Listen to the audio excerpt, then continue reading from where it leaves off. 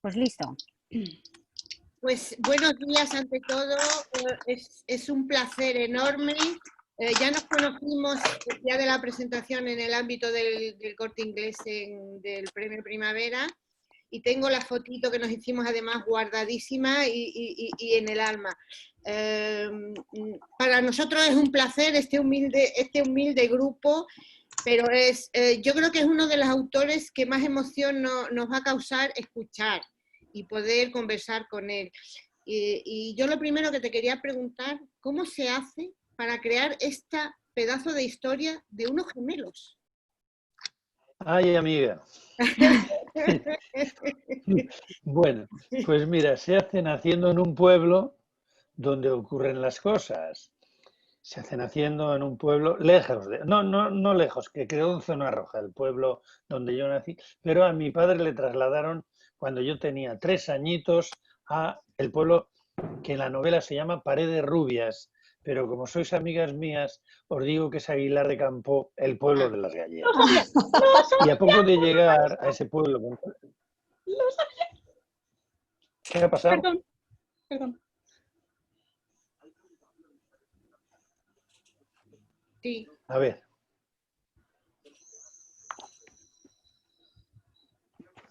Sí. ¿Pasa algo? No. Ah. Que puede seguir, porque yo creo que como ha dicho Belén algo, ha parado. Ah, perdón. No, es que, a ver, No interrumpir, Belén. como vi lo de los maristas, perdón, Ya. me callo. Bueno, entonces, cuando llegué a Aguilar de Campoo, es decir, a Paredes Rubias, al poco tiempo pesqué una neumonía mortal, con 4 añitos. Eran Navidades, yo me estaba muriendo. Mi madre estaba haciendo rosquillas muy ricas en la cocina. Como hacía frío, pues la cunita, que era una cuna ya mediana con 4 años, pero lo que tenía a la mano para llevarme a un sitio que estaba caliente era la cuna. Y me ofrecían rosquillas mis hermanos, me acuerdo perfectamente. Y yo movía la cabeza y decía, no tenía hambre, ni ganas, ni nada. Y llegó el médico y dijo, este niño se muere. La única manera de salvarle es haciendo una transfusión de sangre de la madre. Si no son del mismo grupo, le matamos, pero es la única posibilidad que tiene de sobrevivir la criatura. Y me metió un chute de sangre de mi madre y ella siempre me lo recordaba, como buena madre. Hijo mío, te pusieron mi sangre y reviviste. Abriste los ojos y pediste rosquillas. Bueno, ese médico es don Honorio en la novela. Y el otro médico que aparece mucho, don Arcadio, no le llegué a conocer, porque ya había muerto cuando yo llegué al pueblo. El hijo de don Arcadio, que es Lucas en la novela, era el médico de mi familia y me operó de anginas y me engañó. Y yo le dije, ya me las pagará. Cuando pase por delante en mi casa, le rompo los cristales del coche. Entonces ya tenía a don Arcadio, a don Honorio, a don Lucas, el coche de don Lucas. En mi infancia ya tenía protagonistas. El ayuntamiento, pues el ayuntamiento estaba entre la iglesia y la plaza. Y los últimos que hice en mi vida los hice escondido detrás del ayuntamiento, parapetado, como los que se escondieron allí. Pues ya tengo el ayuntamiento, y tengo la iglesia, y tengo la plaza, y los soportales. Tenía muchas cosas y tenía una idea muy clara desde niño, y es que en mi casa estaban un poco extrañados de que una hija del falangista, don Honorio, se casara con un hijo de don Arcadio, que se llamaba don Luis, y que es Lucas en la novela. En la posguerra, que una familia de falangistas hasta la médula contrajeran matrimonio con un médico de una familia republicana que yo no sabía que habían sufrido tanto. Luego me he enterado de lo de Gabriel y me he enterado de muchas más cosas. Entonces, yendo en el tren, se me acerca un paisano y tiene unos gemelos extraños. Y me dice que en aquellos gemelos está contenida una parte de la historia de España y la historia de su familia. Entonces cogí los gemelos, los moví, eran de oro con un diamante, y me contó cómo habían aparecido los gemelos, ¿no? Y entonces me di cuenta que había una historia antigua con una historia contemporánea, y a través de los gemelos se unían dos tiempos de la novela. Un tiempo está en el prólogo y en el epílogo, y el resto es la novela, es un sándwich. Y la novela pues fue buscar documentos que me facilitaron, historias que me contaron, vivencias que tuvieron algunos de los descendientes de aquellos protagonistas. Decía Bolaños que las novelas se escriben combinando recuerdos. Yo lo que he hecho ha sido combinar sensaciones y recuerdos de mi infancia, recuerdos de los descendientes y de otras personas, documentos del Consejo de Guerra, del Ayuntamiento, de multas, etcétera, etcétera. Y entonces con todo eso, pues he ido armándolo para hacer una historia que contara lo duro que fue en todos los pueblos de España la guerra civil, que no fue un enfrentamiento con los franceses. Los franceses eran los franceses y los españoles eran el cura Merino, los guerrilleros, etcétera, etcétera, ¿no? Pero aquí, en la novela, pues no hay batallas ni frentes, como habéis visto. No, hay batallas interiores, la lucha interior entre los afectos y las, vamos a decir, motivaciones políticas. Porque una vez que se declara el golpe de Estado, o estás conmigo o estás contra mí. ¿Eres afecto o desafecto? Los republicanos eran desafectos y además perseguidos, y los falangistas eran triunfadores y además beneficiarios de aquello. Y así se arma todo, así a partir de eso que me cuentan, de eso que recuerdo, y como los recuerdos míos están cargados de afectos, pues por eso es el corazón con que vivo, porque estaban todos en mi corazón, junto a las rosquillas de mi madre, y era algo prustiano. Desde luego. Un título precioso. ¿Perdón? Que un título precioso. Ese título se le debo a Miriam y a la directora y a Ana Rosa, porque yo había puesto uno más, no le había hecho mucha imaginación, pero el título ha sido un gran acierto. Es el mayor acierto del libro. La verdad es que sí. Muchas gracias. Ahora, Fernando. Hola, buenas tardes. Es el mayor acierto del libro. ¿En Sevilla? Hola, Fernando, ¿dónde andas? Bueno, pues desde Sevilla a ver qué me cuentas. Pues mire, yo, la verdad es que la historia me ha encantado, es preciosa. Además tiene usted un poder narrativo increíble para emocionar al que la lee. Pero si no me había emocionado lo suficiente, cuando llega al final del libro, da usted un discurso pues que me ha emocionado mucho más todavía. Entonces yo lo que le quería preguntar es que si esta historia a usted le ha emocionado o ya tiene usted muchas batallas como para no emocionarle tanto. Sí, mira, decía Cervantes, y a mí me lo ha repetido muchas veces Trapiello, que si se sabe sentir, se sabe decir. Entonces, yo me he emocionado muchas veces escribiéndolo y he llorado, como muchos varones que me lo han confesado que también ellos han llorado, que también ellos han llorado. Bueno, ¿me estáis viendo? Sí. Es que yo ahora mismo no os veo, pero no me importa. Os imagino, como cuando escribo la novela. A mí se me han ido las lágrimas un montón de veces y se me hacía un nudo en la garganta porque me imaginaba a aquellos protagonistas en una situación tan tremenda.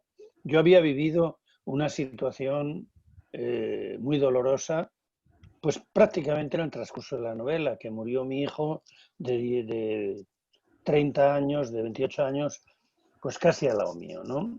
Y en el ámbito donde él había fallecido era donde yo escribía la novela. Yo tenía de asiento el sofá que tenía él en su piso, ¿no? Entonces, ya lo cuento en el primer prólogo. En una situación como esta, te quedan dos alternativas. o hundirte y dejar que te lleve la corriente hasta el fondo, o nadar y llegar a la orilla. Y el tronco al que me agarré fue esta novela, porque, pues ya lo cuento, lo de Jane Austen, no hay nada como una actividad, una febril actividad para disipar la melancolía, para combatirla. Y yo, pues estaba preso de la depresión, de la melancolía, de la tristeza. Y entonces, pues como la novela estaba en sintonía, porque muere el hijo del protagonista, pues claro, el hacer de narrador es que no me costó esfuerzo, sino todo lo contrario, porque daba salida a mis emociones de la pena y de la lástima, y lo que hacía era una transferencia, y transfería esto al personaje Arcadio, al personaje Lucas y al pobre Gabriel o a Herman Blanco, el agüero de casa. No sé la si he verdad. contestado. Sí, sí, claro, no. A mí me ha emocionado mucho la novela. Y en todo momento me ha traído, gracias a usted, a pesar de que lo tengo muy presente, pero me ha acercado mucho más a la memoria de mi abuelo. Lógico, lógico. Y además, mira, sabes, yo cuando escribí la novela, o cuando decidí escribirla por varios motivos, pues uno de ellos fue un artículo que escribió un gran periodista y cronista de La Vanguardia que se llama Antoni Puder. Y él decía en este artículo que todos, se refería a los políticos, tensan la cuerda como si la cuerda fuera irrompible. Ya se rompió otra vez en la historia de España, o más veces, y señalaba que ya quedábamos pocos que hubiéramos vivido la guerra o la posguerra y supiéramos, porque lo hubiéramos vivido, lo que era aquello. Entonces a ti te cuentan una historia de una manera o de otra. En tal sitio cayó una bomba, murieron tantas personas. Bueno, pues ¿cuántos son? 50.000, 57.000, ¿qué más te da que sean 50.000 que 100.000? Por eso no sufres más. Si quieres conseguir que los lectores sepan lo que es un golpe militar, que inicia una guerra civil, te tienes que meter en el pellejo a los protagonistas, te tienes que retrotraer al año 36, después de una romería. A los 2 días, los que estaban allí bailando juntos están en bandos distintos. Y es una cuestión de vida o muerte. Y eso ya, pues son palabras mayores. ¿Cómo hacer sentir esto a los lectores? Sintiéndolo uno. Si se sabe sentir, se sabe decir, o se intenta decir. Y eso es lo que he tratado de hacer yo en la novela. Transmitiros la sensación de agobio de la familia cuando Gabriel le van a fusilar o le pueden fusilar. Y transmitir también lo que le diría un médico íntimo amigo republicano como él, que ha hecho la carrera junto con él, que está en la cárcel, susceptible de ser condenado a muerte o al menos a cadena perpetua, que es el que yo llamo Germán Blanco, el abuelo casualmente de Pablo Casado. Eso me dio también vamos a decir, como dice en el teatro, me dio pie a meter lo actual, la política actual del enfrentamiento o del acoso o de esta tensión política que a mí me parece exagerada para los conflictos o los problemas que tenemos, porque comparado esto con lo que había en vísperas de la guerra civil, tal y como estaba el panorama mundial, pues no es nada. Pues muchas gracias, José María, por Aquí, la historia y por sus palabras. Gracias a ti. Ashton, Puedes intervenir las veces que quieras, ¿eh? Ya sabes, aquí estamos para satisfacer la curiosidad de vosotros, de los blogueros Ashton, y la bloguera. Muy buenos días. A ver, Buenos días. voy a ser ligerita. Yo tuve la suerte de estar en la presentación cuando le presentaron y le dieron el premio Primavera. Me encantó escucharle, tengo muchas cosas apuntadas, sigo teniendo. Cuando ha estado hablando ahora me ha quitado dudas. Para mí es una historia muy bonita de amistad y amor durante la guerra. Enhorabuena por este pedazo de libro. Y bueno, como por preguntarle algo, porque me ha dejado, ya me ha aclarado muchas dudas, ¿ha estado en la Romería del Carmen? Está en la ermita del Carmen y el otro día hubo la última romería y me mandaron fotos unos amigos. Precisamente el yerno de don Lucas, que ha sido uno de mis informadores y que se llama Antonio y que es neurólogo jubilado.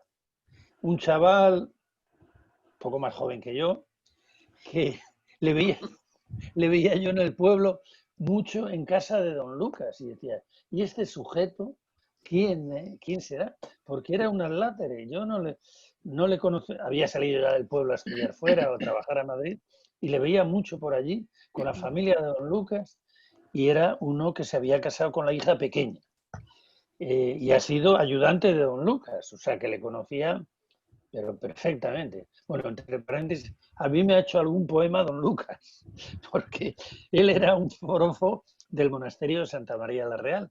Y cuando yo inicié la rehabilitación, una hija de don Lucas, Chabeles, pues estaba por allí sacando carretillos como todo hijo vecino. O sea que estuvieron muy ligados toda la familia a la recuperación del monasterio. Bueno, no sé a propósito de qué iba esto, pero tiene que ver con la novela. De que Los estuvo en la cercanos, Romería del Carmen. sí, entonces yo no podía ir, estaba en Madrid. Y le dije, por favor, vete a la romería a ver cómo es ahora. Y entonces, pues me sacó fotos. Y bueno, yo conocía muchas romerías de la tierra y son muy parecidas todas. Las canciones que se cantan a la Virgen, pues esa de Viva la Virgen, nuestra patrona, que en nuestro pecho tiene un altar y viva siempre, triunfante Cristo, en esta villa noble y leal. Bueno, pues era Cristo Rey. Aquellos eran republicanos. Entonces, pues ya me imaginé la romería, como todas, los manteles, los más poderosos en lo alto, más cerca de la iglesia, el pueblo a los alrededores. Unos llevaban hasta el servicio, otros llevaban, pues se pasaba la comida, se confraternizaba de cierta manera y se bailaba por estratos sociales. Entonces ya eso me lo conocía desde mi infancia, ¿no? Pero he estado en la ermita peregrinando con unos de mi pueblo que iban descalzos. Y a mí de niño ver al hermano de Ángel, pero por las lastras, descalzo por una promesa. Bueno, luego la romería en parte me la inventé, pero me vino muy bien para presentar a los personajes. El primer problema que tenía era, pero el 16 de julio del 36, estando los republicanos gobernando en aquellos pueblos y estando como estaba la relación con la iglesia, ¿habría romería? Pues dije, bueno, pues la habría. En una novela cabe todo, oye, si no nevero, eben trovato, que dicen los italianos. Luego, las chicas podían sacar a los chicos, bueno, pues si viene la República y hay una cierta libertad, pues ese día, igual que en Zamarramala, toda la vida han mandado una vez al año las mujeres, pues también en la romería. Y esos son los trucos de la novela, que yo era muy remiso a usarlos, porque os confieso que he estado muy pillado por no alejarme demasiado de la realidad. Pero me decía mi editora, no tengas miedo porque estás haciendo una novela. Y entonces yo me decía, José María, estás escribiendo una novela, no eres historiador, tampoco eres novelista, pero en esta novela puedes llegar a ser novelista, nunca historiador. Y así, con esta humildad, pues iba saliéndome un poco donde me convenía. Pero en lo fundamental me he ceñido al programa, no al programa, a los documentos y a lo que ocurrió, lo gordo. Luego las conversaciones, pues sí, hay muchas frases que habían pronunciado ellos, ¿no? Y que me contaron los herederos o los sucesores como informaciones muy, muy confidenciales, pero no me dijeron que no lo metiera en el libro. Porque, lógicamente, yo tenía una limitación. No podía herir ni a los ausentes que no se podían defender, ni a los descendientes que cada vez que hablo con ellos me dicen, no, es que mi madre no decía esas frases. Digo, no, pero Esperanza, la de las novelas, sí. Porque Pues ellos mi no mayor pueden enhorabuena. prescindir de que es su padre o es su madre. Pues mi mayor Pues me enhorabuena dais por el moral libro. para... Y muchísimas gracias. Gracias, Belén, gracias. Bueno, pues un honor porque yo, junto a mi madre, me vi todos los programas que hizo usted en defensa del románico, con todo lo que contaba, porque mi madre era una fanática de ese tipo de arquitectura y he heredado Qué eso de bien. eso. Y antes me he puesto tan contenta porque yo en mi especulación mental de la novela, pues aposté por Aguilar de Campoo, pues porque tengo una relación, porque he ido allí pues, a través del colegio menesiano y bueno, pues dije, va a ser Aguilar, va a ser Aguilar. Y por eso pido disculpas porque, bueno, es que me ha salido ahí la espontaneidad. Oye, yo estudié en los Menesianos, en Aguilar de Ya, es que Campoo. mis hijos han estudiado en los menesianos de aquí de Madrid y bueno, pues el hermano Efrén, no sé si usted le conocería, pues que fue Sí, cómo director del no. colegio. Sí. Pues Sí, él fue director del colegio y tenía mucha amistad yo personal sí. con él. Y Mi nosotros pregunta, también, ¿eh? sí, le conozco muy bien. Bueno, le conocía porque ya falleció. Mi pregunta es un poco fuera del libro. Me espero, No, si quiere no. me espero. Estoy No, diciendo que ya, no os ya, veo, que vengan a ayudarme. no se preocupe, yo Venga, si no me pero espero. os oigo, no pasa Vale, nada. pues como nos oye, yo así voy adelantando. Ale, a lo mejor la pregunta no es que no me puedo quedar con las ganas. Yo estuve buscando sobre usted hace ya tiempo, cuando le dieron el premio Primavera, pues para saber algo más, ¿no? Porque yo le conocía sobre todo pues por lo de la televisión y todas estas cosas.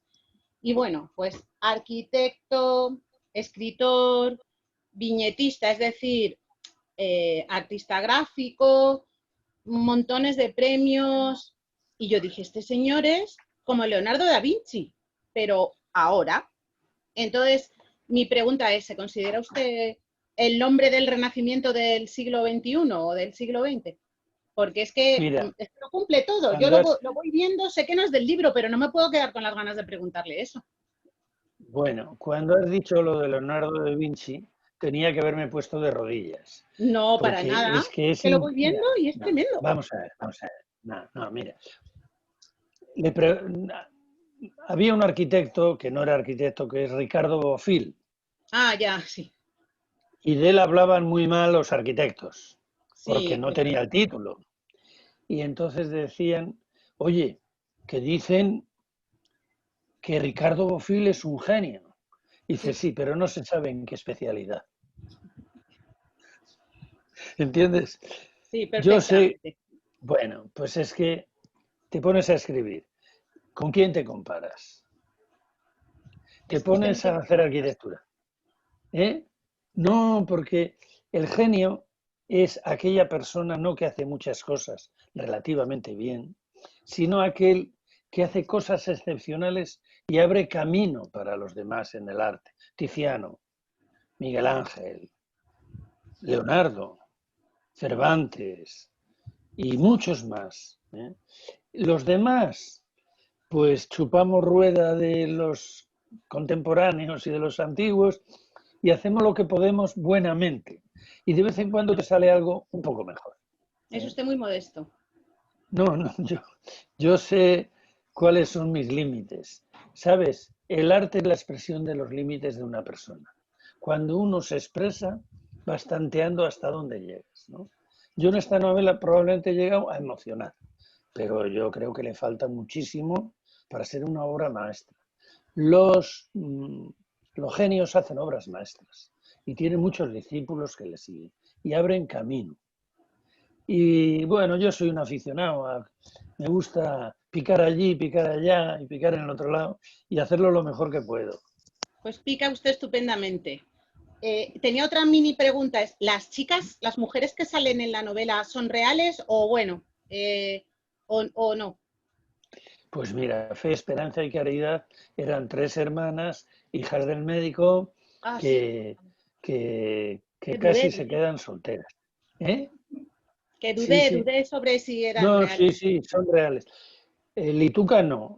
Sé que el protagonista, Lucas, que es la expresión de mi médico, ha sido mi médico el que sirvió soporte, tuvo una novia en Piedras Negras que me han dicho que era rubia y que me han dicho que estuvo muy enamorado de ella. No sabía más y con ese calcetín pues tuve que levantar un personaje que desde el principio me cayó muy bien porque es un personaje conmovedor. Y lo pasé mal cuando tuve que prescindir del personaje, pero es que era eso lo que ocurría, tuberculosis, padre desaparecido, etcétera, y era muy corriente, entonces con harto dolor de mi corazón, pero no me quedaba más remedio porque tenía que mantener una cierta fidelidad a la verdad histórica. Bueno, pues muchísimas gracias. Bueno, para mí es un Ay, honor hablar con te usted. leo la boca, ahora no te... ¿No me oye? Muchas ¿Ahora estoy gracias. mejor? Sí, sí, te he oído. Y además te he Ah, leído lo que me has dicho en la boca. ah, Así que muchísimas gracias. Lo has dicho no, con que mucha va. sinceridad. Un placer. Gracias, gracias. Y lo de los menesianos más. ¿Qué te voy a contar Bueno, yo de los menesianos? ya, es que soy muy fan. ¡Ay, qué ha pasado! Se ha torcido la pantalla porque ha Se ha querido. ido. Yo No, no que yo veo te veo nada. de lado. Yo te veo de lado, No, yo no veo nada ahora. No sé qué ha pasado. Rosmina, ¿no? Ahora, a ti sí.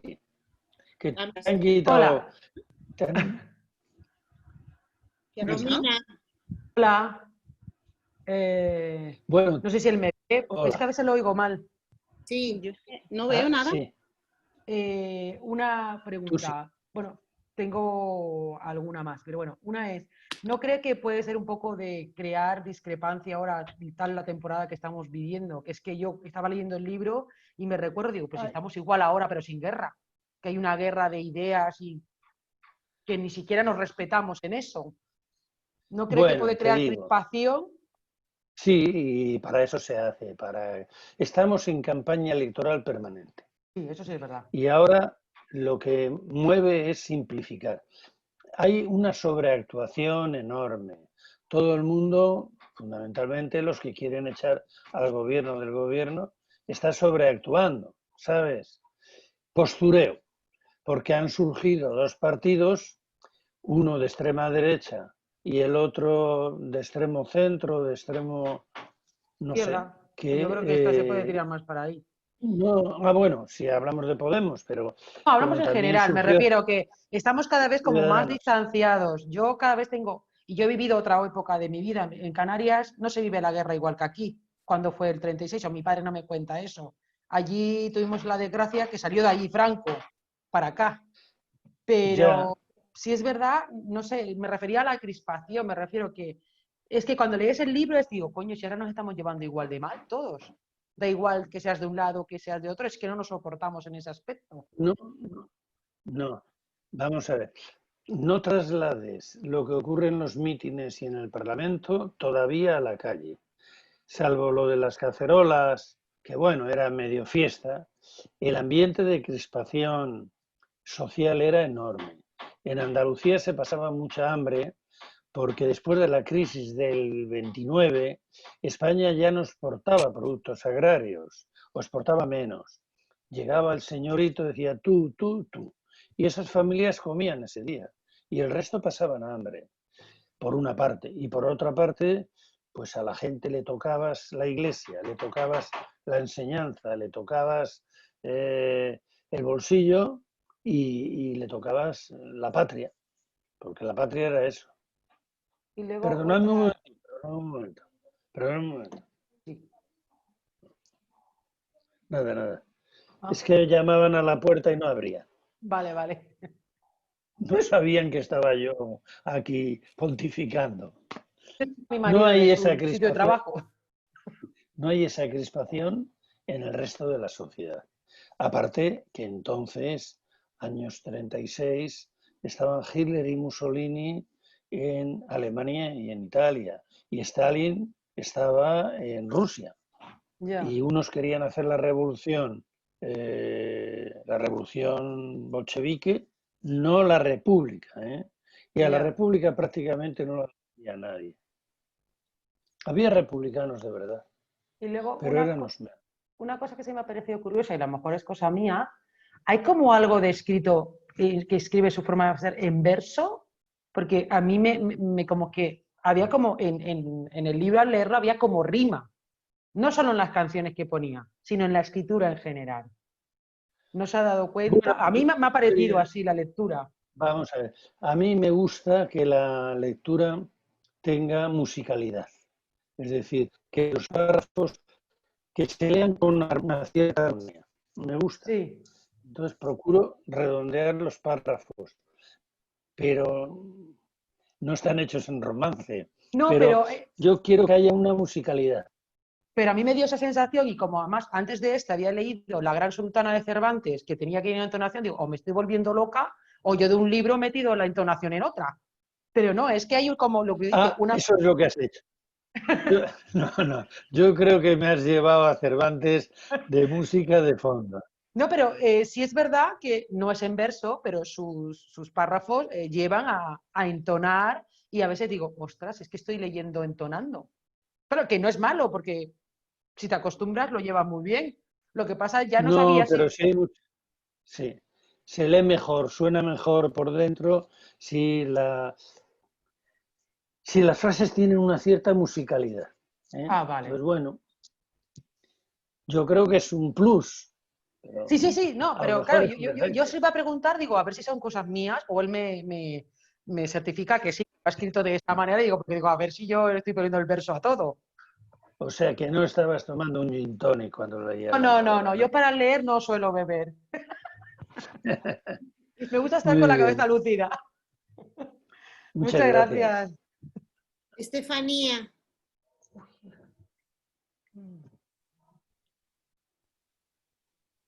A ver, no Ahora, oigo. hola, Venga, sí. Hola. buenos días. No te veo, pero te imagino. Ahora, venga. Bueno, yo me emocionó mucho el libro porque me recordaba muchísimas conversaciones que yo tuve con mi madre y con su familia por muchos temas de la guerra civil. Y yo quería preguntarle, ¿cómo se siente uno después de haber vaciado todo ese contenido de emociones y de penas, por así decirlo? ¿Cómo se le queda a uno el cuerpo? Bueno, pues a mí se me quedó bien, porque con esta novela yo he transformado mi sufrimiento en musicalidad, como decía la anterior persona que ha intervenido, que ahora no estoy viendo cómo se llamaba. Tú eres Romina, Estefanía, ¿no? yo soy Estefanía. Eso es. Y claro, uno se siente bien porque transforma el sufrimiento en arte, entre comillas, en escritura. Y sabe que si ha tenido una emoción mientras lo escribía y ha utilizado las palabras adecuadas, esa emoción le llega al lector.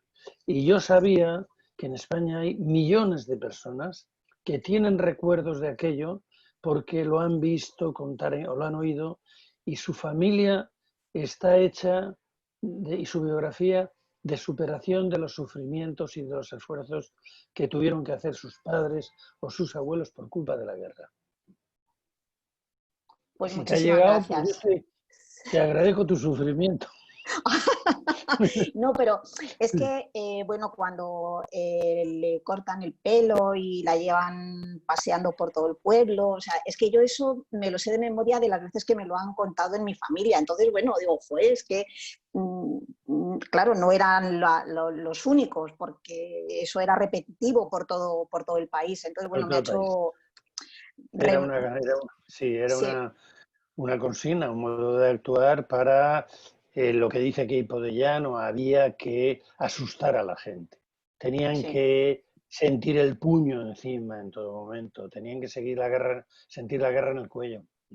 Bueno, y lo que Había que asustar. ya termino porque hay muchos compañeros que quieren preguntar, que también me ha asombrado mucho, jolín, con Mola, ¿no? Era mucho Mola.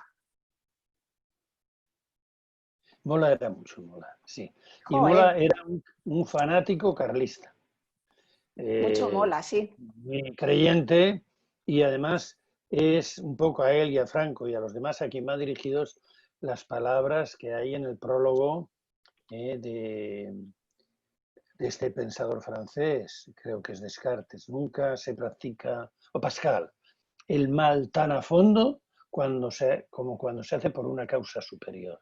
Me imagino la Inquisición, etcétera. Los fanáticos matan por Alá, matan, pero se quedan porque es que se sienten bien encima.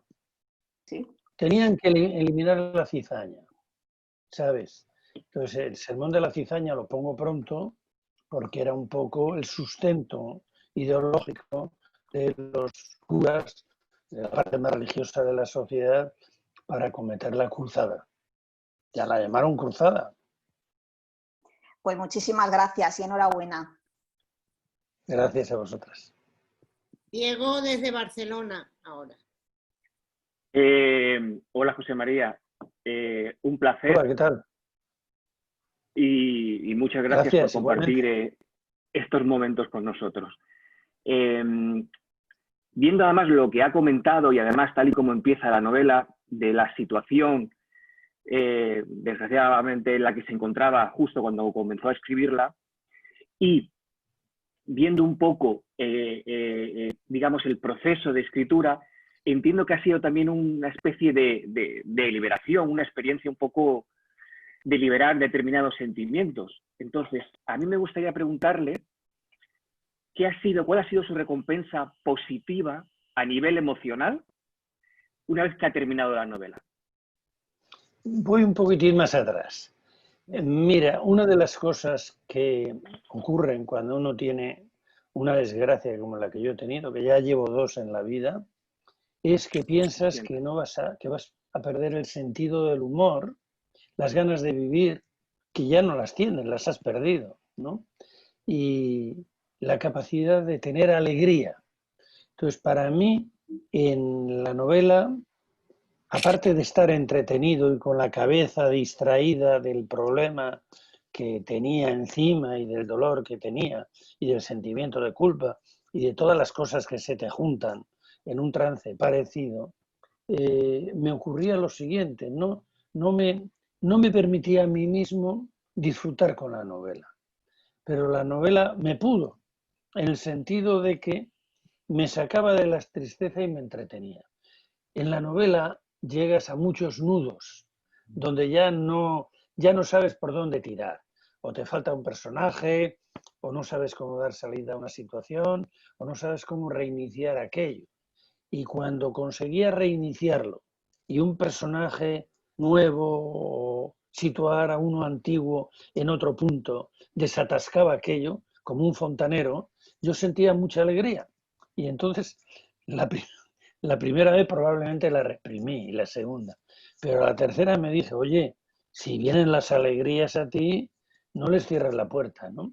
Y entonces se siente uno muy bien. La verdad es que yo me sorprendo a mí mismo haciendo bromas y pienso, digo, ¿qué dirán los oyentes de la radio o lo que me están viendo en la tele, que me tenían que ver abrumado y hundido por la tragedia y sin embargo estoy haciendo bromas y tal? Pues sí, pero la vida es así, la vida es así. Entonces, pues he sentido mucha alegría. Y luego con el premio, pues más todavía. Y luego yo tuve el coronavirus y me dieron el cheque unos días antes de ingresar en el hospital. Y dije, pues mejor todavía, ¿no? Entonces han sido alegrías sucesivas. Y luego ahora me estáis dando esta alegría, que decís que bueno, compasivamente, que os ha gustado y qué tal, y me hacéis preguntas interesantes, pues bueno, hay muchos amigos o gente conocida que me ha escrito correos y han confesado que han llorado, cosa que los varones no suelen decir. Las señoras sí me lo dicen, lo que hemos llorado leyendo la novela, ¿no? Y ya sé en qué episodios han llorado.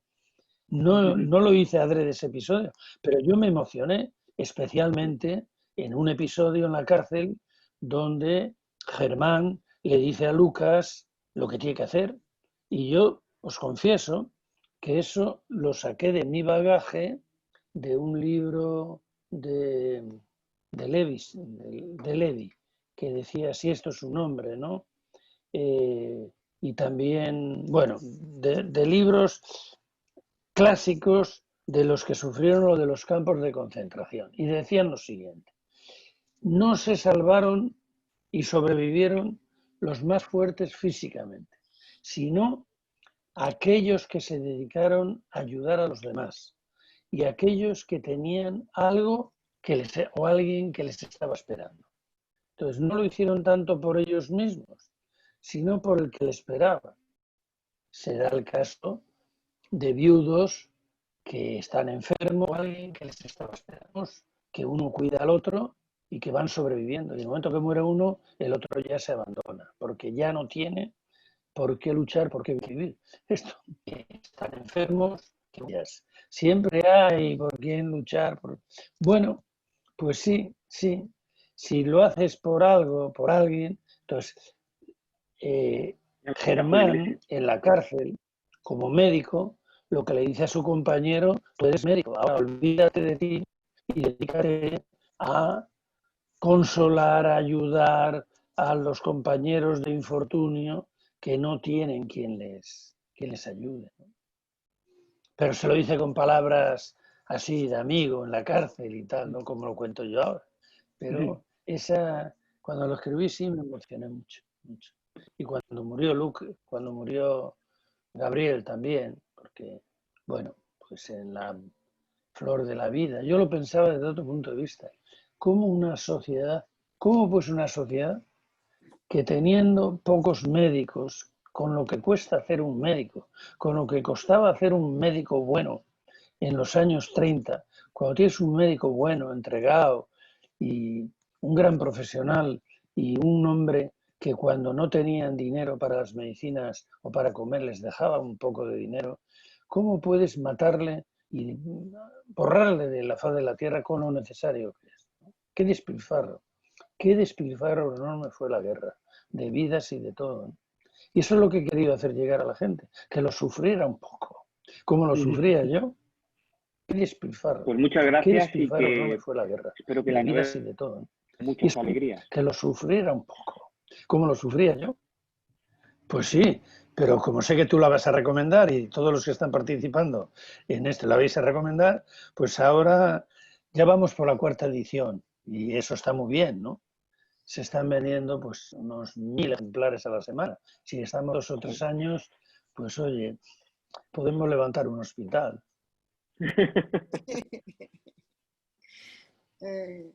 Ana, no se te oye, no se te oye. Buenos días. Hola, Ana. Hola, José María. Encantada, es un absoluto placer conocerte. Gracias. Puesto que te llevo siguiendo desde la época de Cuadernos para el Diálogo No y desde que empezaste a publicar tus tiras en El País. Una ya tiene una edad y tiene una memoria y bueno, en estos tiempos que parece que los recuerdos son selectivos y las memorias son selectivas, pues bueno, esto viene muy bien. Y encontrar una persona de tu talento, de tu cultura y de tus vivencias, pues es una maravilla poder compartir todas estas cosas contigo. Quería preguntarte una cosa. O sea, yo por lo general no suelo leer novelas con base o cuyo sustrato sea la guerra civil. Hace tiempo he leído muchas sobre guerra civil y dejé de leerlas, bueno, pues porque por la situación actual, es decir, me crispa muchísimo que hayamos perdido ese talante que había de reconstrucción, ese talante de querer entendernos, de los grandes oradores, de políticos como yo, mejor fortuna, pero por lo menos eran personas educadas y personas con un sentimiento de bien público, es decir, de que luchaban por la gente que había, por la gente que les vota.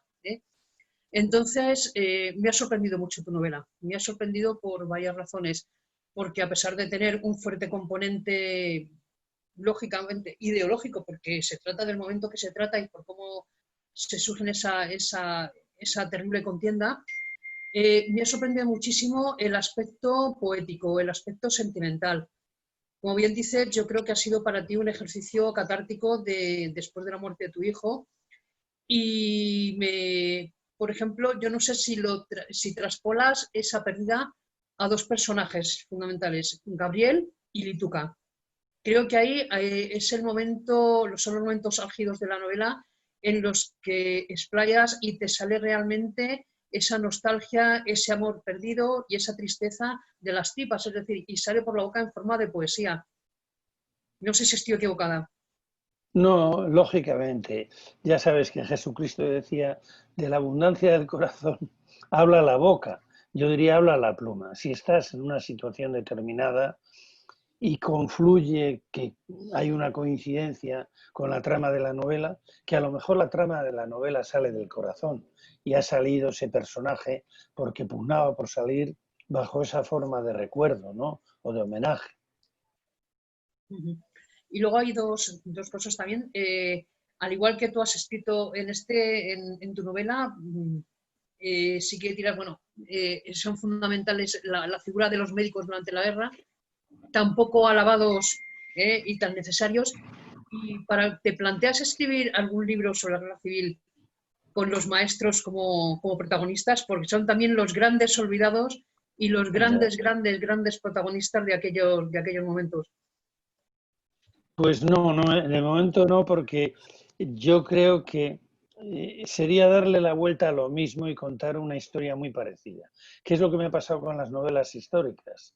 Y he dejado de hacerlas porque todos los reyes se pelean con sus hermanos, todos los reyes tienen concubinas, todos los reyes dejan un reino destrozado y todos los reyes, ¿ves? Se alarga mucho. La monarquía, yo no sé, no tiene resuelto el final. La reina de Inglaterra lo ha resuelto porque era muy rica, pero en la política, pues está claro, a los 4 años te vas o te echan o antes, o a los 8, a los 12. Y la novela tenía que ser igual. Incluso algunos nos tenían que echar a la tercera novela porque estamos haciendo siempre la misma novela. Yo leo algunas novelas de algunos escritores que aprecio, digo, pues esto ya lo ha escrito, ¿no? Uno tiende a repetirse y cuando hace la tira todos los días, yo tengo la duda, digo, pues sí, está igual hecho hace 3 años, porque la realidad se repite mucho. Es mirarlo con, ¿sabes? Lo que importa mucho en un creador es el punto de vista con que mira. Y entonces yo quizá he acertado con el título que me la pusieron a la novela, porque el punto de vista mío en esta novela ha sido el corazón con que vivo. Y yo normalmente el humor o lo del románico lo hacía desde el corazón. Y hago las cosas desde el corazón, pero esa ya es una perspectiva que ya conocéis mis lectores. Si hago otra novela, porque es la pregunta que me hago. No la voy a hacer una novela negra porque no me interesa para nada ese mundo, ¿no? Y entonces, mi idea de la novela es deleitar aprovechando. Es decir, es una frase de los antiguos, pero tienes que entretenerlo primero. O sea, han comprado la novela, habéis comprado la novela para pasar un rato entretenido. Lo primero. Si sacas alguna conclusión o alguna enseñanza, pues mejor todavía. Pero una novela tiene que entretener por encima de todo. Por muchas enseñanzas que tengas, como no enganches al lector o a la lectora, te abandona en la página 50. Pasar de la página 50 de un libro que se te hace pesado es imposible. Las novelas se hacen para no leerse y para que se lean. Para que se lean. Es como la pesca. Yo veo a los pescadores. Las novelas se hacen para no leerse. Tengo ropa tendida en la galería, si no, os enseñaba las vistas que tengo desde mi ventana en Santander, ¿no? Veo a los pescadores, la caña, y casi ninguno pesca nada y se pasan toda la mañana. Pero eso no hacen los escritores, eso no hacen los lectores. El escritor echa la caña y como lector no le enganche, pues se va a otra cosa. Entonces, ¿qué es lo fundamental? ¿Por qué iba a escribir? No sé, yo desde luego, y creo que de maestro ya se ha escrito, La lengua de las mariposas y otras, hay historias maravillosas de maestros. Pero además todas terminan mal, el lector no le engancha. Pues nada, y a mí tampoco me gusta que el lector, después de haber llorado un montón, se vaya diciendo cago en tal, que es que ni la lituca, ni la otra, ni nada, pero este pobre hombre, ¿qué ha sido de él, no? Bueno, ya le mataron al hermano, ya tenía bastante. Bueno, pues nada, muchísimas gracias por entretenernos, por emocionarnos y por el legado que nos dejas tan bonito en forma de viñetas, en forma de libros, en forma de arquitectura, y gracias por estar hoy aquí con nosotros. Gracias por acompañarme. Flor, Buenas tardes a todos. Buenas tardes, José María. Enhorabuena por la novela porque Hola. me ha gustado muchísimo. Ha removido sentimientos y recuerdos que yo tenía, pues, de la gente que vivió aquella guerra civil. Y también me recordó cuando contaba La Romería del Carmen, me recordó una de las novelas que más veces he leído, que no sé si conocerá, La Aldea Perdida de Armando Palacio Valdés, que es No, asturiano. señor don Que Armando es, Palacio Valdés. sí, que Sí, es asturiano como yo. Y me recordó pues las escenas que él contaba y eso, y en la romería y que sacaban a bailar a las chicas y todo esto. Y la pregunta que yo le quería hacer es, la historia de los gemelos es real, ¿verdad? Porque lo dices en el prólogo, lo que dices en el prólogo es cierto, que le contaron y a partir de ahí escribió la novela. es verdad. Y sabía que la clave estaba en los gemelos, que eran los que nos llevaban del pasado oscuro al presente. Mira, pocos días antes, o unos meses antes de que me contaran que habían aparecido los gemelos, cuando sumaron al médico, al que yo pongo el nombre de Gabriel, hubo una noticia en los periódicos de que habían encontrado un sonajero de plástico en la tumba de una fusilada y se llevó con ella el sonajero del niño. Y entonces, para mí, los gemelos encontrados tenían un gran significado, que el pasado siempre emerge, evidentemente, pero tenían otro. ¿Cómo y por qué, en vez de entregar los gemelos o quitárselos o dárselos a la familia antes de que le lleven a Palencia, cómo los guarda? ¿Cómo los lleva con él? ¿Y cómo aparecen? ¿Y cómo no los quita el sepulturero? Es decir, porque muchas veces les quitaban los dientes de oro y todo lo que llevaban, ¿no? Lógicamente. Y entonces, ahí significa que había una relación con los sepultureros, con los de la cárcel, que habían comprado algo, había algo. Y entonces, bueno, pues yo lo que hice fue cuando los familiares me dieron el expediente de la exhumación, me fijé en las fosas y me di cuenta que la que enterraron a Gabriel era trapezoidal, como las que yo conocía del monasterio de los enterrados en unas sepulturas medievales.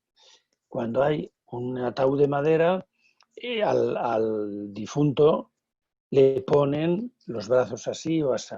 Cuando están en la fosa común, pues los van echando a la fosa y revuelven los cuerpos de 2 o 3. Entonces, ¿cómo de 8 fusilados hay uno que está enterrado formalmente? Y eso me ha dado muchas pistas, ¿no? Entonces, sí, los gemelos me parecen cruciales en la novela. La novela se iba a titular así, unos gemelos de brillantes, unos gemelos, pero claro, los gemelos también son 2 hermanos que han nacido a la vez, ¿no? Y bueno, pues el título que le han puesto me parece que es más sugestivo de lo general. Los gemelos solo aparecen al principio, yo creo que durante la novela, ¿no? Y al final.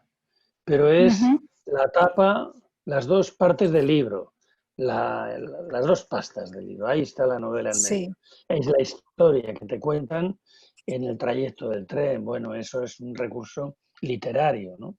Pero que me sirvió muy bien para quitar el prólogo que sobraba y el epílogo que sobraba y poner las cosas fundamentales. Bueno, pues muchísimas gracias y enhorabuena por su libro porque realmente es un librazo. Muchísimas gracias. Ay, pues recomiéndalo por ahí a las amigas, ¿eh? Sí, sí, yo lo recomiendo, vamos, muchísimo, porque me encantó, me encantó. Bueno, gracias, Mariflor. Mamen, Gracias a usted. mamen. ¿Ahora? En Zaragoza. Venga, mame. Buenas tardes, José María. Encantada, Buenas es tardes. un placer conocerle, no tenía el gusto. A mí lo que me ha pasado con su novela es que como a muchos de nosotros, se nos remueven muchos sentimientos. En mi caso, el interés por la guerra civil se me ha despertado ya a una edad tardía, de forma que, como dice usted, a mí ya no me queda quien me cuente lo que pasó, no me queda quien recuerde, quien me transmita ese conocimiento. Entonces, le agradezco por lo menos poder hacerlo a través de las páginas de su novela, que ha sido para mí muy, muy, muy especial. He sufrido mucho, he llorado mucho, pero me he hartado de llorar. Sin duda, un capítulo para mí súper especial, que lo llevo grabado a fuego, es el capítulo 15, Justicia al revés, que me encantaría además que nos explicara el pie de página que pone. Sí, el propio Serrano Suñer, cuñado de Franco y ministro de Franco, pues hablando de la ley de responsabilidades políticas, lo llamaba justicia al revés. Es decir, los rebeldes juzgaban a los leales por rebeldía y a los de Aguilar les fusilaron por rebelarse contra el bando de Mola. Pero el bando de Mola, el día 2 de la rebelión, que no se sabía ni quién iba a ganar, sobre qué legalidad se apoyaba, qué legitimidad tenían para dar el golpe. Mi tío, que estuvo a punto de que le fusilaran los republicanos, los rojos, en Embarque de Santander, que era cura y que era jurista, cuando yo llegué a Madrid me defendía el levantamiento militar porque dice que la República perdió toda la legitimidad cuando mataron a Calvo Sotelo los policías nacionales, es decir, los guardias de asalto. Fueron a buscar la casa, le sacaron y le mataron. Dice, ahí perdió la República toda la legitimidad. Bueno, es una opinión, ¿no? Pero para muchos de los nacionales ocurrió esto. La religión, pues la quema de conventos para Franco fue decisiva. La quema del asesinato de curas, etc. Cada uno tenía sus cosas intocables. Claro, los de la derecha tenían la familia, la propiedad, la religión, la patria. Tenían un montón de cosas por las cuales pues ellos se sentían en tierra extraña. Y entonces iban de voluntarios a la guerra a matar por una causa superior, la defensa de la familia. ¿Quién no defiende a la familia? A la religión. ¿Quién no defiende la propiedad? Bueno, los otros querían escuela, querían que los hijos comieran, querían que acabaran las injusticias al nivel que estaban y querían, algunos de ellos, una república socialista parecida a la Unión Soviética, porque toda la propaganda que llegaba, aquello parecía el paraíso, como dice la Internacional. Y los otros querían pues un gobierno como el de Mussolini o el de Hitler, mano fuerte, principio de autoridad. Entonces, como dice la gente, yo tengo principios. Y bueno, ya dice Groucho, estos son mis valores, estos son mis principios. Si no le gustan, es cambio. ¿eh? Entonces, el principal principio, pues dices, ¿era la cartera? Pues no, mi madre era la religión. Ella me decía, hijo mío, los rojos nos querían quitar la religión. Y así cada uno buscaba lo que le convenía, o tal, pero se ponían ¿no? por clase social al lado de la propiedad. Los pequeños propietarios pues estaban a un lado y normalmente al otro lado estaban los asalariados. Y así, y así, y así. Y así se mataron, entre ellos encarnizadamente durante 3 años. El último año para nada, porque la guerra estaba decidida. La guerra la decidió Hitler y Mussolini desde el momento que apoyaron a Franco en el cruce del Estrecho. El elemento para mí determinante fue el cruce del Estrecho con la Legión, que utilizó el territorio como territorio a conquistar, pero a conquistar, es decir, era un territorio irredento, toda Andalucía, todo el sur de España, La Mancha, Murcia, etcétera. Había que conquistar ese territorio, cruzada, reconquista. Y pues por ahí. Y luego por el otro lado, pues la Fuerza Aérea de Hitler. La Legión Cóndor, con 200 aviones modernos, una capacidad de fuego extraordinaria. Y claro, pues la guerra se gana desde el aire, en gran parte, ¿no? Y los bombardeos pues, fueron terribles, lo de Guernica y en otros sitios. Repitiendo unas palabras que ha dicho usted al comienzo, que si se sabe sentir, se sabe decir, pues ha tenido que sentir mucho porque lo ha dicho muy bien. Así que muchas gracias y, por supuesto, novela súper recomendada. Muchísimas gracias a vosotras, Mamen, y a todas, porque, bueno, pues me levantáis la moral. Los que escriben solemos, yo cuando escribo, gente insegura, tímida, muchas veces, que se esconde detrás de los libros, y vanidosa. Y entonces, unas confirmaciones y unos... ¿Por qué los curas echan el incienso cuando están ahí? ¿Ves que dan incienso para acá, incienso para allá? Porque de vez en cuando nos hace falta un poco de incienso. Y aquí me estáis emborrachando a mí. Merecido, Así que merecido. muchas gracias. De nada. Bueno, Yolanda. vuestra generosidad. Buenos días, José María. Hola, Yolanda. Un placer absoluto. Y créame que ahora mismo estoy en una burbuja de felicidad, porque su voz siempre me ha creado eso, una burbuja de felicidad. Cuando la escuchaba en Las claves del románico, para mí era mi ratito absoluto de burbuja. Y ahora le estoy escuchando y estoy inmensamente feliz. Pero también de poder saludarle personalmente y felicitarle por la novela. Yo leí la primera, con la que ganó el premio Alfonso X el Sabio. Creo que hay un salto cualitativo en su manera de narrar, creo que ha mejorado muchísimo, como es normal en estos casos. Pero yo creo que su historia, además, es una historia de la guerra civil, pero simplemente como telón de fondo. En realidad, la suya es una historia de personajes, es una historia en la que prima la reconciliación y sobre todo la esperanza de que podemos ser mejores. Y yo creo que con el tiempo que estamos sucediendo ahora, aunque no haya la crispación que había, pues nos tiene que quedar eso, la esperanza y el pensar que nos va a ir mejor. Así que he disfrutado, imagínese, muchísimo con ella. Muchas gracias. Dos cosas. Mira, la novela se llama, la protagonista es Esperanza. Se llamaba María. Tiene una hija que se llama Esperanza. Esperanza, pues sí. ¿Qué les quedaba a los que ganaron y perdieron la guerra? Esperanza de una vida mejor, ¿no? Esperanza de sobrevivir del mejor modo posible. Y a ser posible con algo de dignidad. Porque a los que la perdieron se la quitaron. Por eso insiste muchas veces don Arcadio. Nos han quitado todo menos la dignidad y el honor. Y esa es el gran protagonista de la novela, en el sentido es el padre que le matan el hijo, que se humilla para ir al antagonista a pedirle que intervenga, que vende las fincas como sea a un usurero para, con ese dinero que daba a la causa rebelde, que sabía que iba a servir para comprar armas, salvar a su hijo, etcétera, ¿no?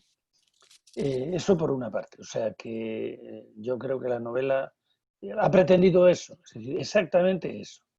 Lanzar un mensaje a la sociedad diciendo que es posible la reconciliación, pero solo puede venir por el perdón, no por el olvido, por eso las palabras de hazaña final, y por un afecto sincero, es decir, una reconciliación, que se hizo en el año 77 y que lo que yo planteo teóricamente es una renovación de la reconciliación nacional, un reencontrarse de nuevo Es decir, tú piensas esto, yo pienso lo otro, pero tenemos unas reglas de juego que hay que cambiar, si hay que cambiar democráticamente.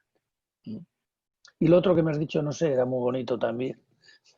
Pero bueno, no, que me alegra mucho, pues, ponerle cara y sonrisa a las lectoras, a los lectores, pues porque esto es una botella que tiras al agua y te la devuelven llena de afectos. Y entonces para mí es muy gratificante. Eso por una parte. Y por la otra, pues me has dicho otra cosa también, pero que ahora mismo me ha venido y se me ha ido otra vez de la cabeza, que No, le tiene que hablaba ver acerca de con... la guerra civil como telón de fondo, que es un protagonista Sí, más, pero sí, en realidad es una novela de guerra sin guerra. Es más sí. lo que produce la guerra que la guerra en sí. Claro, que es la novedad de la novela, porque todas las novelas, o la mayor parte de las que yo he leído, van de buenos y malos, el golpe, el fascismo y la democracia, etcétera. Bueno, era más complejo, ¿no? Era más complejo. Y sí, yo creo que tiene mucha actualidad, he pretendido que lo tenga y creo que el mensaje de reconciliación queda por encima de todo. Para mí la reconciliación era mis compañeros de colegio que eran hijos de la falangista y del médico republicano que habían fusilado a su hermano. Efectivamente. Y una me gustaba, inclusive una de las hijas, que ahora la policía tiene, pero es un caso. Le agradezco muchísimo que haya estado con nosotros y de verdad un placer inmenso, a nivel personal, créame. Bueno, eso ya rebajaremos los humos luego. Luego ya hablo aquí con la familia y dicen, baja, José María, baja que estás en el quinto, en el cuarto. Gracias, Yolanda. Gracias. Pues, ¿alguna última pregunta? Ya hemos preguntado todos. Arsen. Ahora, a ver, yo quería hacerle una pregunta porque ha hablado de Lituca, pero ha pasado así un poco por encima. Y yo quería preguntarle por Farruko, porque es un personaje que a mí me llama muchísimo la atención. ¿Realmente existió?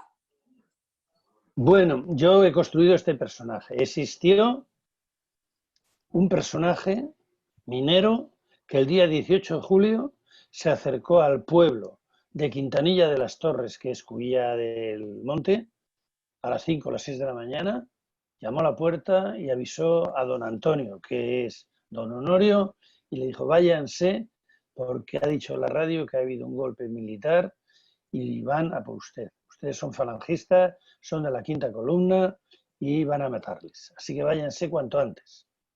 Y a partir de ahí he construido el personaje. Muy bien, muchas gracias, me encantó. ¿Quién? ¿Julián el Farruko? Me gustó ¿Sí? Julián porque, sobre todo cuando avisa, porque por aquellos tiempos me imagino que encontrar personas así era raro. Claro. Fue rarísimo y eran personajes, pues me vino muy bien cuando me lo contaron, porque claro, uno le dan muchos mimbres para hacer el cesto, pero ese mimbre iba con un chico o una chica. Y yo hice, porque no, con Lituca tenía mis problemas de cómo conducirla por la novela. Pero claro, si la hago que sea una miliciana que va con su padre, pues ya me da un juego. Esto es muy difícil, esto de las novelas. Se te van de las Enhorabuena, manos. de todas las maneras, porque el libro es muy bonito. Muchas gracias. Gracias. Miriam. Lo que me tenéis que decir es dónde estáis cada una, porque salís por todos los rincones de España. Sí. Y cada uno. Mayoritariamente yo creo que somos de Madrid. Sí. Yo estoy en Cáceres. A partir del sábado en Canarias. Bueno. José María. Madrid. José María. Lo que sí quería es aprovechar y lo que estuvimos el otro día hablando, yo le hablé haciendo una entrevista y yo le hablé de mi abuelo que había luchado en el bando sublevado, pero que él era republicano. Y estuvimos comentando el tema de mi abuelo. Y ya dijimos, bueno, pues si algún día nos vemos en persona, me recuerdas la anécdota de tu abuelo y ya nos ponemos cara. Pues hoy que podemos ponernos cara, pues yo le digo que estuve hablando con usted el otro día y que era yo. el que O comentaba sea, el que tema de su abuelo. eres Pablo Casado. No, no, nada más lejos de la realidad. Pablo ya me ha dicho que muchas gracias por el trato que le he dado al abuelo. Es más, ayer o anteayer me llamó una tía suya porque van a venir a Santander dentro de unos días la mujer de Herman, de Germán, y la madre de Pablo Casado y la tía Santander, y vamos a hablar de la novela, a ver qué me dicen. Pero están contentos porque, bueno, han salido... Ha sido un pretexto para que sus familiares indagaran sobre los abuelos, porque había mucho silencio en todas las familias. No les habían contado muchas cosas. Miriam. Así que muchas gracias, Fernando. Chicas, ahí Miriam Gabad. hola Peridis, ¿qué tal? Es que me he incorporado tarde y entonces en vez de abrir como hago habitualmente, hoy me toca cerrar y bueno, está aquí oyendo un buen rato a las preguntas que te han hecho, lo que has contestado y pensando en una de las cosas que más me gusta de la novela, que desde que salió, desde que empezamos todos a leerla, y es lo que está dando que hablar entre los lectores, en las casas y efectivamente en las historias que están saliendo gracias a tu historia, ¿no? Entonces, eso es una maravilla. Me ha encantado escucharos, chicos, contando todas estas anécdotas, todo lo que os ha llamado la atención, porque realmente esta es una novela de las que crean la afición con un autor inmejorable. ¿Qué voy a decir? Si es que aquí estamos Laura y yo, que somos la presidenta 1 y la presidenta 2 del club de fans. Y la 3. Sí. Bueno. Entonces, Peridis, en fin, estamos llenos de felicidad gracias a ti y a esta novela, que mira, ¿quién le iba a decir que una novela sobre la guerra civil iba a dar tanta felicidad? Pues ahora bueno, vamos a hacer... cuando se escriben las cosas... Sí. No, siga. No, que cuando se escribe con el corazón, con que vivo, pues la novela sale con el corazón. Si se sabe sentir, se sabe decir. Pero hay que decirlo con el lenguaje de la novela. Es que saber decir, y luego pues hay gente que te ayuda mucho, la verdad, que los críticos, los editores, todo ayuda a que las cosas lleguen. Y nada, que para mí ha sido un placer estar con ustedes vosotros, porque me habéis dado un baño. Ahora mismo me tiraba al mar, pero vamos, vestido y todo de alegría, para que se me baje la temperatura. Para nosotros también gracias, ha sido un chavalas. placer. Un placer. María, para nosotros también ha sido un placer. Ha sido tan emocionante escucharle como leer su novela y esperemos que algún día coincidamos y personalmente también le digamos lo que nos ha gustado y lo que queremos seguir leyéndole, queremos seguir que siga escribiendo y queremos seguir que siga emocionándonos con sus novelas. Muchísimas gracias y hasta muy pronto, esperemos. Esperemos que sea pues mañana a todos y a todas, que si no estamos aquí y no estamos en otro lado, no estamos en ninguna parte y eso es malísimo. Yo lo he visto ahora con el coronavirus, cuando dije, mira que si esta va a ser una novela póstuma. Hay que aguantar y escribir la siguiente y la siguiente y la siguiente. Muchísimas gracias, de verdad. Nos alegramos muchísimo también de su recuperación, la verdad, porque... ¿Verdad que me veis bien de aspecto y eso? Estupendo. Estupendo. Te ves estupendo. Te vemos estupendo. Ahora vamos a hacer una fotografía con el libro todos, para que luego imagino que Laura también se la mandará, y para recordarle también, ya que no podemos hacerlo personalmente. ¿Vale? Luego se lo cuelgan, tía. Es verdad. No, ese que nos caiga por ahí. ¿Qué parlas, Laura? ¿Qué parlas? Parlas, está parlando 1, 2. Bueno. Hola. Venga, espera, que faltaba una. Poneros todas que faltaba una. A ver, ¿quién faltaba? Faltaba Flor. Laura saldrá con esa Laura chica. sale embozada. Ya. Muy bien. Pues Con el muchas- bozal chulo ese que lleva. Yo los odio, yo odio Va las de mascarillas. camuflaje. Sí, Pues sí. muchísimas gracias. Muchísimas gracias, José María. Muchas Ha gracias. sido un Un enorme placer. placer, de verdad. Muchas gracias. Gracias, Placer, gracias a José María. vosotros. Gracias. Un abrazo Hasta luego. enorme. Adiós. Adiós.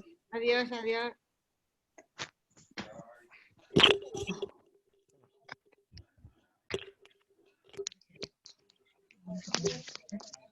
Qué maravilloso esto.